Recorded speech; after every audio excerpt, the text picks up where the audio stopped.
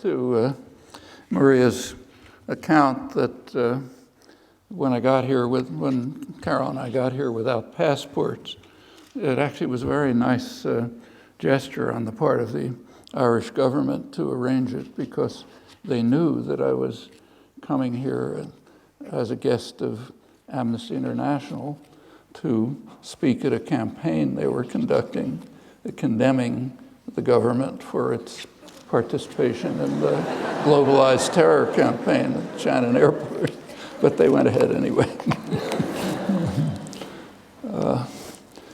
Well, you've seen the title, I guess. It's a question: can civilization survive really existing capitalism?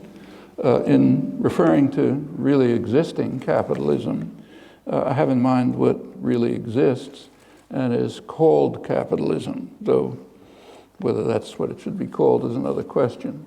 And the United States is the most important example for obvious reasons. The term itself, capitalism, is vague enough so that it can cover a great many possibilities. In fact, that's illustrated by the fact that it is used to describe the United States, the U.S. economic system, which deviates quite crucially from market capitalism, free market capitalism, as indeed did Britain before it. And in fact, every other developed society. The only societies that could authentically be called capitalism are the ones that had free markets rammed down their throat by imperial powers. They're what we now call the third world, not least for that reason. It's worth bearing in mind how the scale of the departures of really existing capitalism from the official doctrine, free market capitalism. So keep to the United States to mention just a few examples.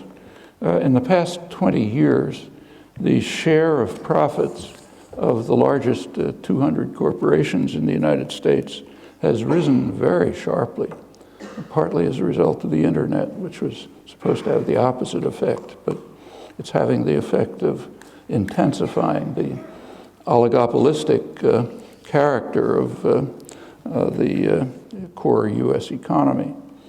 And in another sector, the largest banks with trillions of dollars of assets have repeatedly merged to become still larger. By now, the six largest, the ones largely responsible for the current global financial crisis, they've increased their assets from 18% of gross domestic product 20 years ago to 63% today. Oligopoly, of course, undermines markets. It leads automatically to collusion to prevent price wars, which the competitors don't want, and to turn to mostly meaningless product differentiation to try to get people to buy their goods instead of someone else's identical ones. That's done through massive advertising. Advertising itself, it was a huge industry, maybe marketing, maybe a sixth of gross domestic product. Advertising is explicitly devoted to undermining markets. Taking an economics course, you know that markets are supposed to be based on informed consumers making rational choices, which is not exactly what you see if you turn on the television set. Creativity and innovation have also substantially been in the public sector, not much appreciated. So turn to Alan Greenspan, back in the days when he was still revered as Saint Alan. That was before the crash that was caused in no small part by adherence to the fundamentalist market doctrines that he preached. Back then, in his glory days, he gave a speech to editors in which he extolled the wonders of our free market system, with a system of free enterprise, based on entrepreneurial initiative and consumer choice. But he made a mistake. He actually listed examples.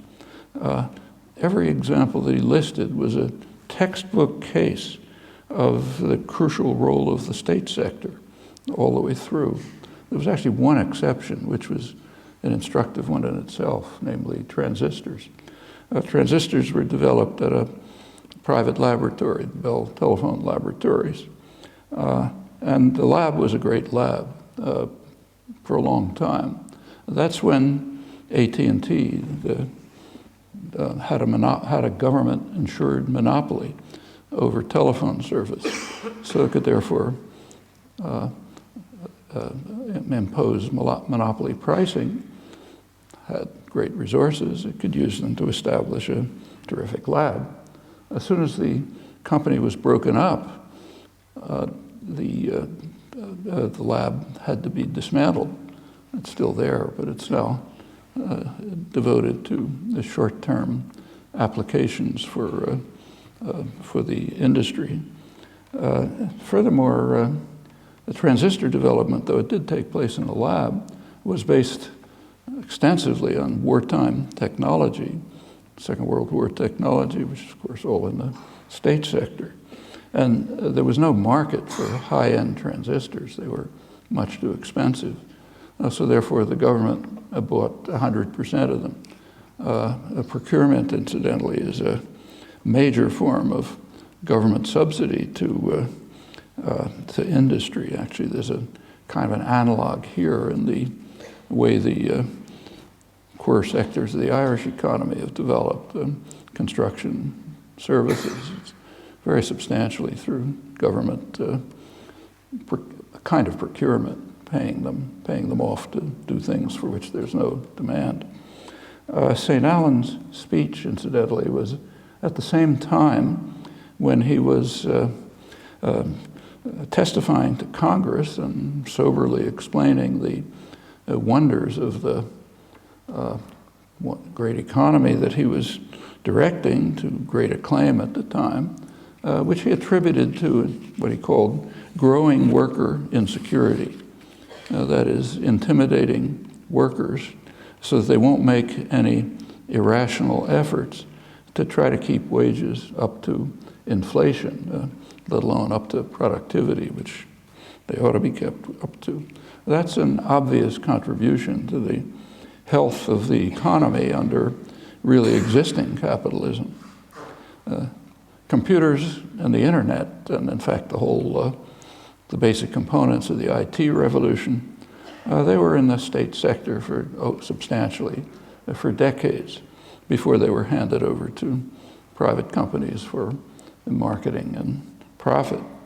That includes the creative and innovative research and development, subsidies, procurement, and other devices. Again, very little role for consumer choice and entrepreneurial initiative, at least in the difficult and risky period, except for the initiative in getting government subsidy for what you're doing. And the same is true of much of the high-tech economy, and it traces far back, actually back to the early days of English industrialization. In one domain, the financial sector, state intervention is notorious, and it's expanded enormously, of course, in the past generation. In the United States, it's hard to remember, but back in the 50s and 60s, during the big growth period, the banks were banks. Put your money in them. They lent money to some presumably useful purposes. That was it. No interstate banks, no financial crises. That changed in the past generation. And now they're firms devoted to complex and risky transactions. And they have grown enormously in the U.S. at the time of the crash, 2007. They had risen to 40% of corporate profits. Now, the way they can get away with this is because they rely very heavily on a government insurance policy, tacit insurance policy. Informally, it's called too big to fail. That provides the biggest banks with great advantages. The scale has been roughly estimated by economists at maybe $40 billion a year or so. However, there's a recent study by the IMF that indicates that that may be a considerable underestimate. I'll quote the business press reporting the study. It says, perhaps the largest US banks aren't really profitable at all, and the billions of dollars they allegedly earn for their shareholders were almost entirely a gift from the US taxpayers in a variety of ways, including bailout, but many other things like cheap credit and so on. That's more evidence to support a judgment by the most respected financial correspondent in the English-speaking world, Martin Wolf of the London Financial Times. He describes what he says is that an out-of-control financial sector is eating out the modern market economy from inside, just as the larva of a spider wasp eats out the host in which it's been laid. It's an observation with a certain grim resonance right here. It is thanks to the lavish contributions of the taxpayer unwittingly to maintaining this destructive system. The term capitalism is also used for many other systems. It's sometimes used for systems that have no capitalists at all, like the great Mondragon conglomerate in the Basque Country, or the worker-owned enterprises that are springing up in the decaying Rust Belt of the United States. Some might even use the term capitalism to include some version of the industrial democracy that was advocated, among others, by John Dewey, America's leading social philosopher in the last century. He called for workers to be, what, in his words, masters of their own industrial fate, and for all institutions to be under public control, including the means of production, exchange, publicity, transportation, and communication. Short of this, Dewey concluded, politics will remain the shadow cast by big business over society. His major work, as some of you know, was on democracy, and that was his conception of democracy. And he was condemning the truncated version of democracy that really existed. By now, it's been left in tatters, much worse than when he described.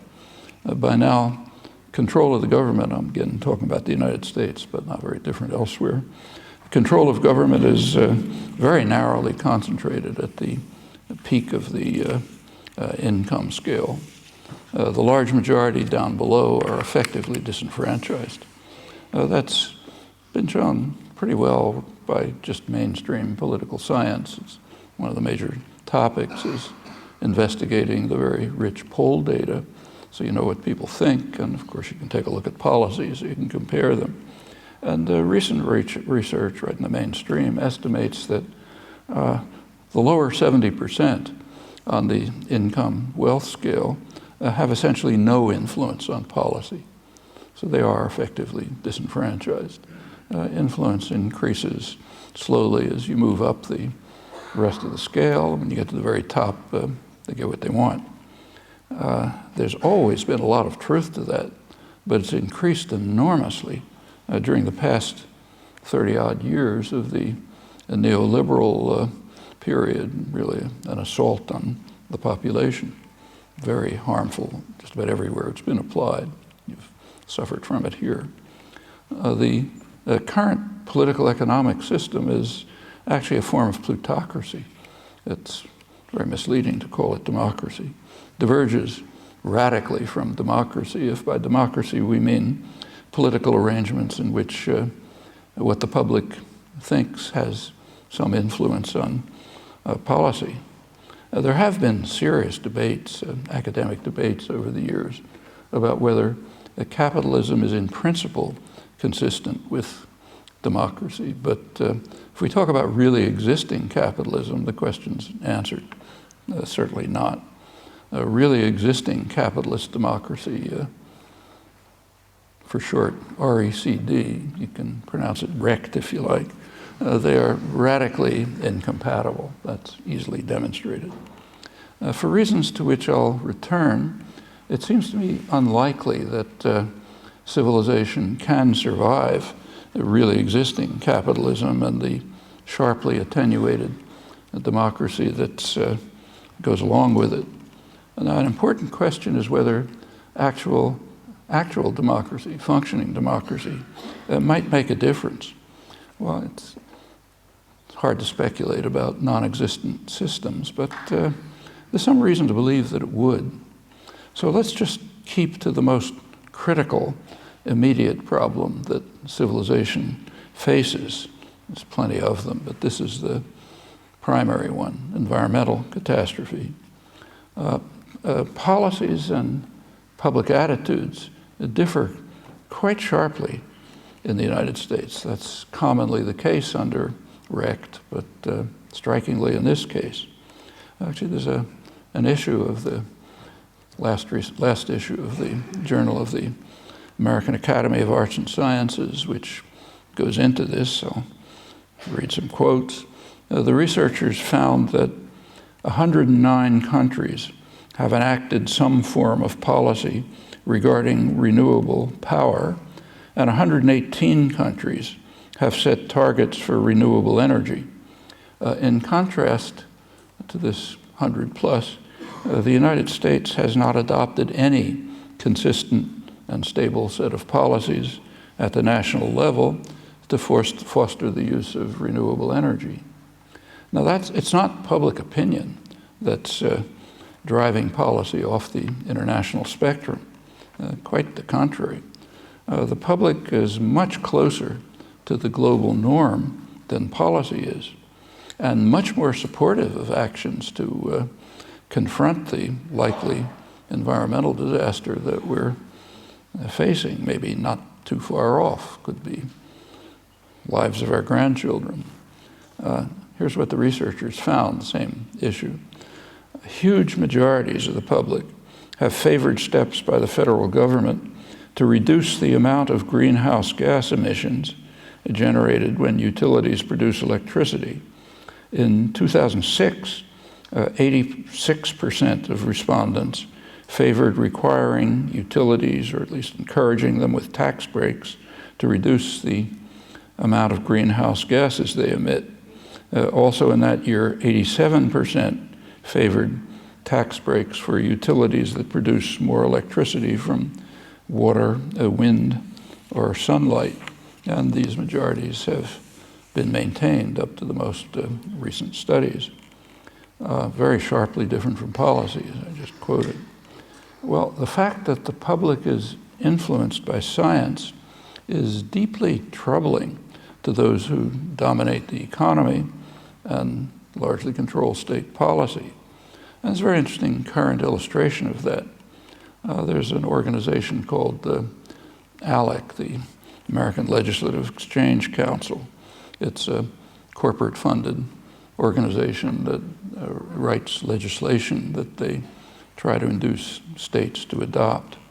They have a new program. It's called an Environmental Literacy Improvement Act. The act is intended for schools K-12, kindergarten to 12th grade.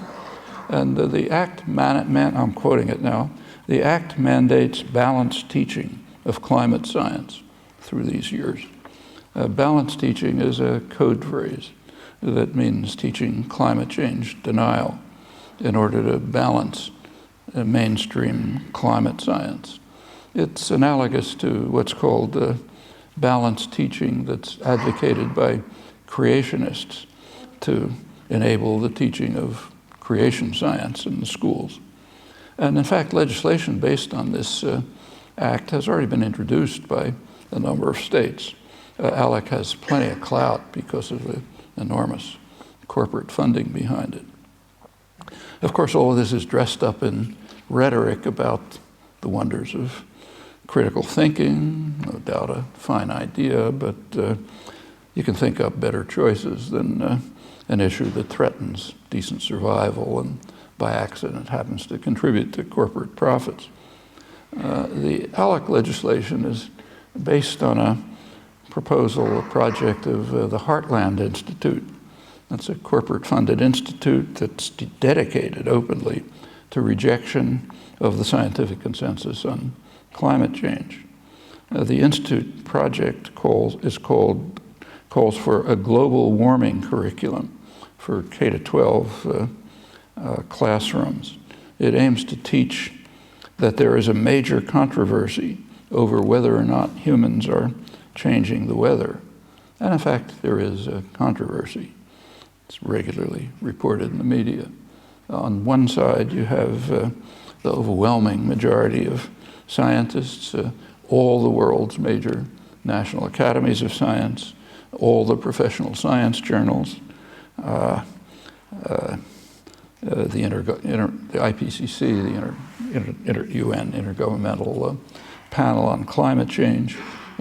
That's one side. They all agree that global warming is taking place, that there's a substantial human component, that the situation is serious and perhaps dire, and that very soon, maybe within decades, the world might reach a tipping point where there's nothing to do about it.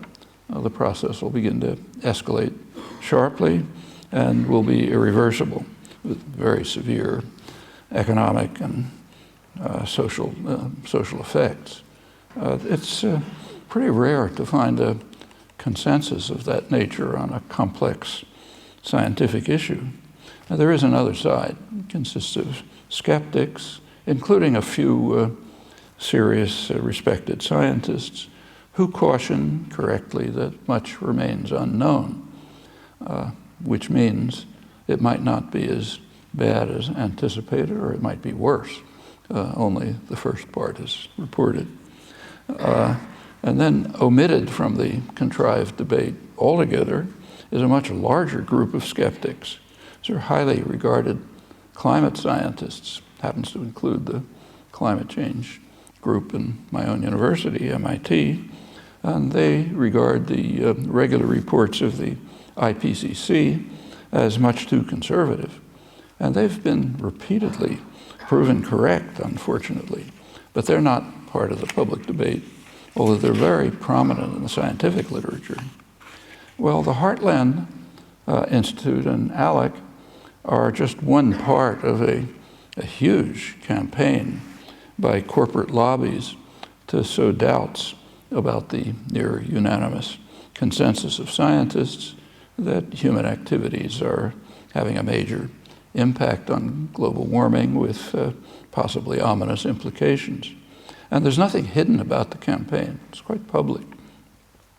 It's been openly announced. That includes, of course, the major lobbies of the fossil fuel industry. It includes the American Chamber of Commerce, which is the major business lobby, and others. The efforts of ALEC and the famous Koch brothers you've probably read about, however, are a fraction of what's underway. There's a great deal more which is concealed in complex ways. Every once in a while, something leaks out. There was a story in the London Guardian recently by Suzanne Goldenberg.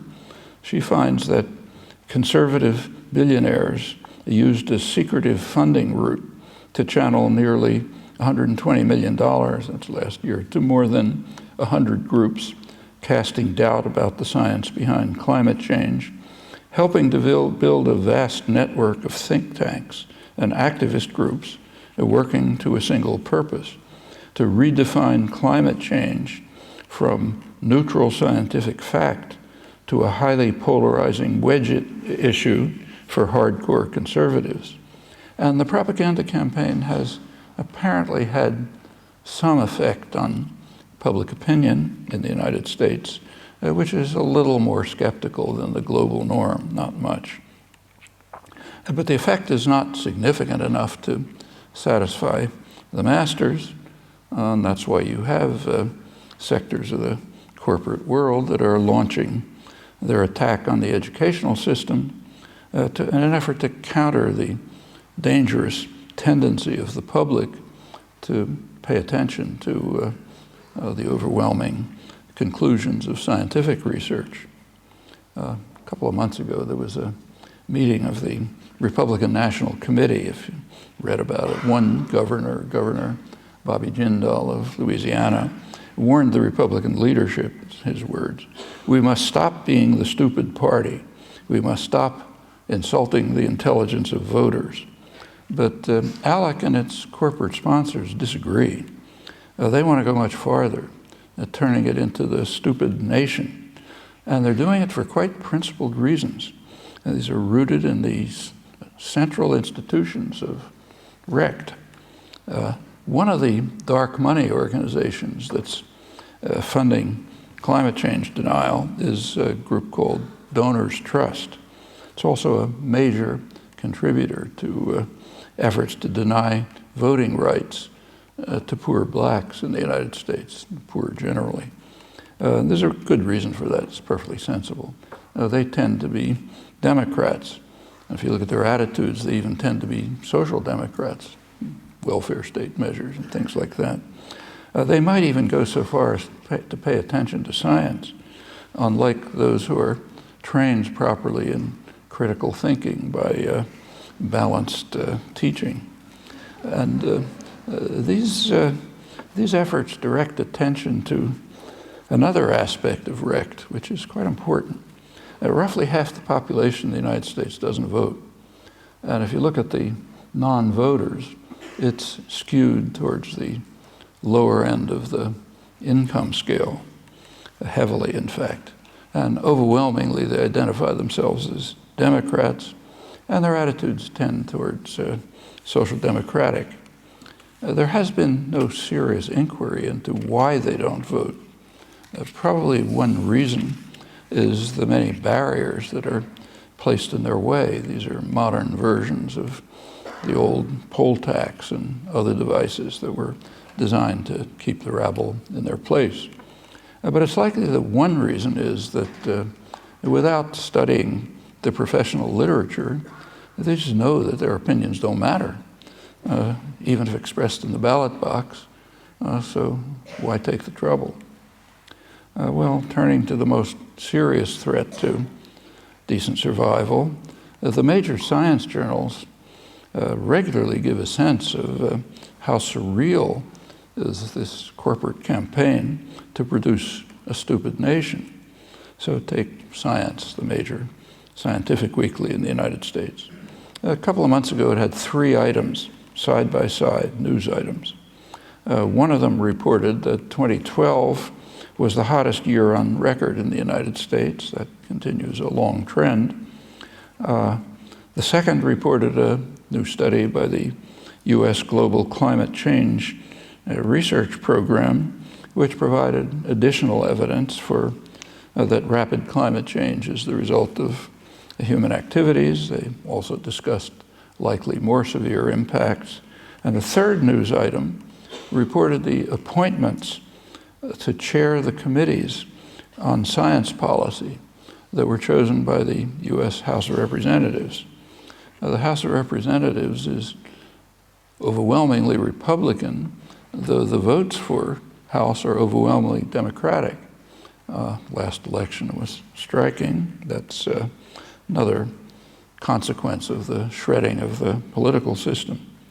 Well, there are 3 chairs. All 3 of them deny that humans contribute to climate change. 2 deny that it's even taking place. The same issue of the journal has a technical article with new evidence that the irreversible tipping point may be much closer than anticipated. That was followed a couple of weeks later by another report in Science that underscores the need to ensure that Americans become the stupid nation. This report provides evidence that even slightly warmer temperatures, less than anticipated, could start melting permafrost, which in turn could, it's well known, could trigger the release of huge amounts of very dangerous greenhouse gases, worse than carbon dioxide, which are trapped in ice. So it's best to keep to balanced education, at least if you can face the grandchildren whose lives you're destroying. Well, within RECT, it's extremely important as an institutional necessity that the U.S. become the stupid nation, not misled by science and rationality in the interests of short-term gains of the masters of the economy and the political system. That's not easy to change because it's built into the institutional structures of the society. Actually, these same people who are making these decisions in their individual lives may be contributing to environmental groups. They can read the science journals as well as anyone else. But in their institutional function, they're bound by the structure of those institutions, which again makes it very hard to change and explains why policies like this are necessary. And the drive for stupidity goes well beyond climate change. So federal funding for fundamental R&D, research and development, has been dropping sharply as a share of GDP as compared with other countries. The editor of Science, leading science journal in the US, he describes the government as deranged, sacrificing tremendous future benefits on the altar of short-term profit and delusions, and they are delusions, about debt, which are driven mainly by the financial institutions, much as in Europe, where in fact it's even more severe than in the United States.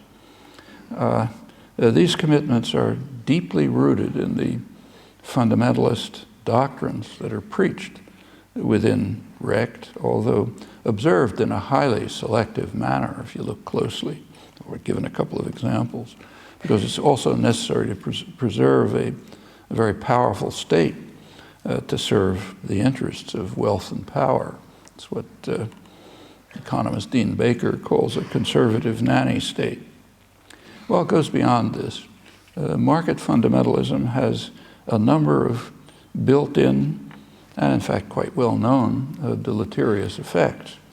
So one, which is not discussed enough, is that market fundamentalism, while it pretends to expand choices, in fact sharply restricts them.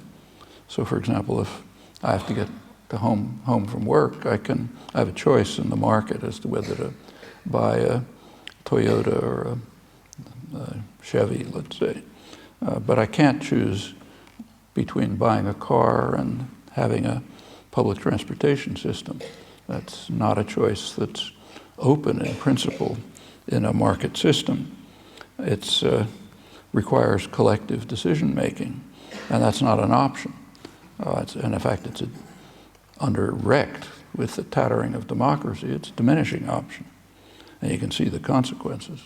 So for example, you can take a high-speed train from Beijing to Kazakhstan, and it'll probably soon go all the way to Turkey. But you can't take a high-speed train in the most heavily traveled corridor in the world, the Northeast Corridor in the United States, from Boston to Washington. In fact, the trains there are barely faster than they were 60 years ago when my wife and I first took them. And that's a natural aspect of RECT, really existing capitalism with a tattered democratic system. There are also what are called market inefficiencies in the professional literature. One of them, a serious one, is perfectly well known, gets a footnote in every economics text, is the failure to take into account the effect on others in a market transaction, so-called externalities. These externalities can be quite substantial. That's even true of simple transactions among individuals. When you move on to major institutions, they become huge. In fact, the current financial crisis is an illustration.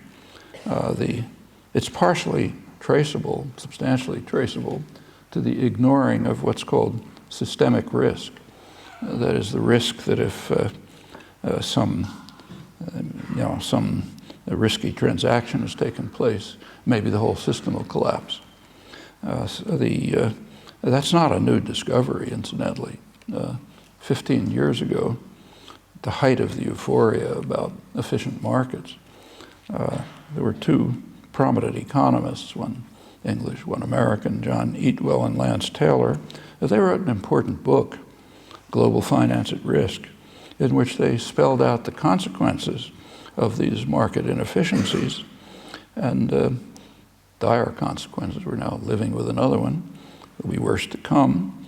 And they suggested means to deal with them, which of course were disregarded. There's another major international economist, David Felix, has been warning about this for many years, ever since the liberalization of capital in the 70s.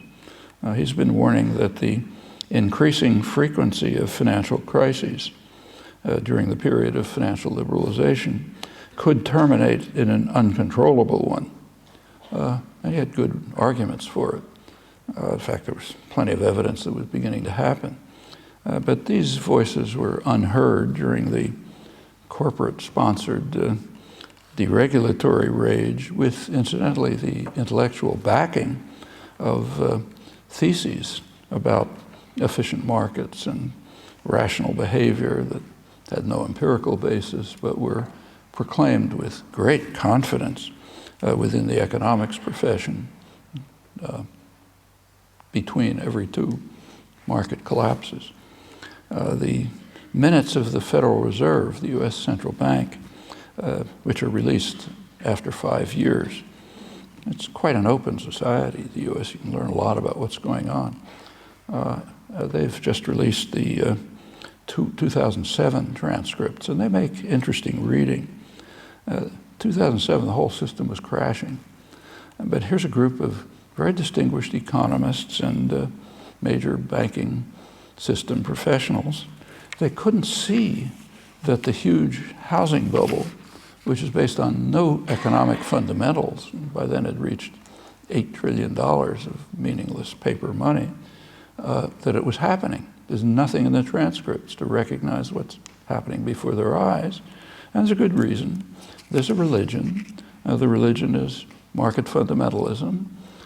It preaches that markets are efficient and investors are rational. So what's happening can't be happening.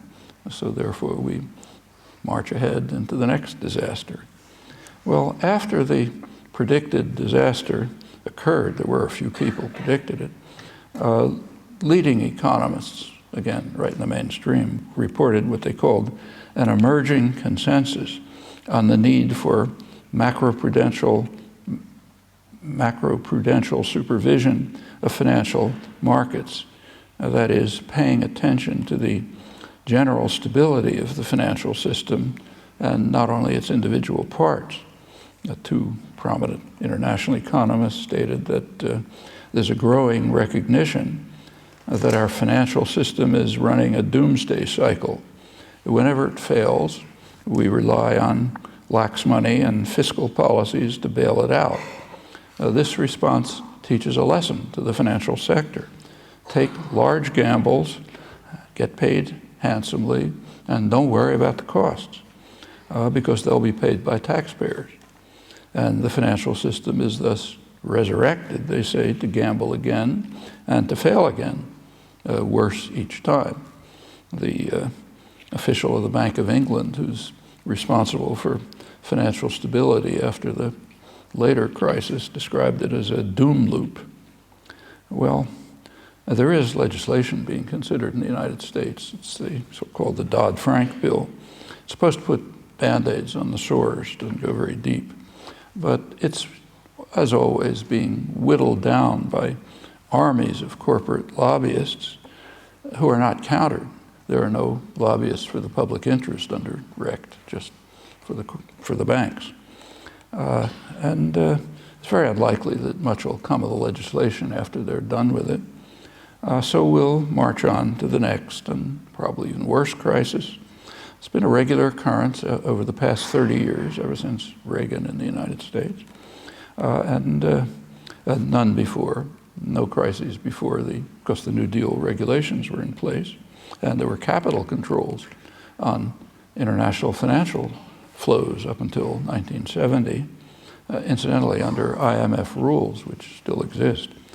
It's now forgotten, but they are in fact being instituted again, most recently in Cyprus, to try to overcome the latest European catastrophe under the suicidal policies of austerity during stagnation, which fail miserably every time they're applied, although failure is a misleading word because they work quite well for the designers of the policy. They just fail for the people, general people, and that's a significant fact. Actually, there's an interesting booklet that just came out in the United States, published by the Economics Policy Institute. It's the major source of regular economic data about the state of the economy and working people. The pamphlet's called Failure by Design. They review the policies of the past 30-odd years, the neoliberal period, and they review I won't give the data, they review what's familiar from what's happened to the public over this period. Enormous, tremendous concentration of wealth way at the top 10th of 1%, stagnation or decline for large majority, a deterioration of relatively weak benefit systems, and so on. The pamphlet is called Failure by Design. But they point out design because there always were alternative policies, and the well-known ones. But they point out that's a class-based failure. For the designers, it's a fantastic success. They're richer than imaginable and doing better all the time. Every time there's disaster, they come out better. Corporate profits, for example, are at record highs in the United States. Corporations have so much money, they don't know what to do with it. They don't invest it because there's no demand, but so they use it for financial speculation, and the banks are bigger and richer than before the crisis that they caused. So it's failure by design and class-based failure, and pretty much the same is true of Europe. You should be careful when people talk about these as failed or, as I just did, suicidal policies. Well, there's a far more serious example of the danger of ignoring externalities, the ones that are dismissed to a footnote under market fundamentalist doctrine, and that's the environmental catastrophe. Here, the externality that's ignored is the fate of the species. And in this case, there's no one to run to, cap in hand, to be asked to be bailed out. Taxpayer can't help on this one. Well, these consequences have very deep roots in RECT and its guiding doctrines, which also dictate that the masters will make major efforts to escalate the threats, even though they're quite aware of them. Again, institutional fact. That's one reason, and not the only one, why it seems quite unlikely that civilization will survive RECT without serious blows. Well, if there are historians in the future, there may not be, but if there are, they're going to see they look back on this period, they're going to see a very strange phenomenon developing under our eyes. With eyes open, the world is marching towards serious disaster. No secret, eyes open, facts are there, read it right in front of you. And there are, of course, efforts to counter it. They vary, and they vary in an interesting way. The most far-reaching efforts to counter the crisis are found in pre-industrial societies, what are called primitive societies, where they don't have the benefit of education. Indigenous societies, tribal societies, First Nations, and so on. And the most strenuous efforts to escalate the threats are in the most advanced, most educated, richest, and most powerful societies. So take the Western Hemisphere. Ecuador, which has a large indigenous population and is an oil producer, is undertaking efforts under the pressure of the indigenous population to get support from Europe, which they surely won't get, to leave the oil in the ground where it ought to be and turn to other forms of growth and development. That's the poor, uneducated, indigenous societies. Bolivia, which has an even bigger indigenous population, is way in the lead internationally in doing something about this. Then you go to the other extreme, up north, United States and Canada. They're racing madly to try to get the crisis to be as rapid and as extreme as possible. That's what's called, you read the enthusiastic, euphoric reports about a century of energy independence, which are all over the newspapers, including the financial newspapers, and both political parties agree it's really a great thing. We're going to have 100 years of energy independence by trying to get every drop of fossil fuels out of the ground, including things like Canadian tar sands, which are extremely damaging to the environment, the local and, in fact, global environment. But we got to do that. And the energy independence is almost totally meaningless. So we have to make sure that the crisis is as quick and bad as possible. All of these euphoric discussions don't raise the question, what's the world going to look like in 100 years? That's somebody else's business. Within RECT, you don't ask that question. Well, that's the scene that a future historian will see, if there is one to look back, and it'll be a pretty striking one. And it's up to us, actually, to decide if that scenario is going to happen. It's very imminent. Thanks.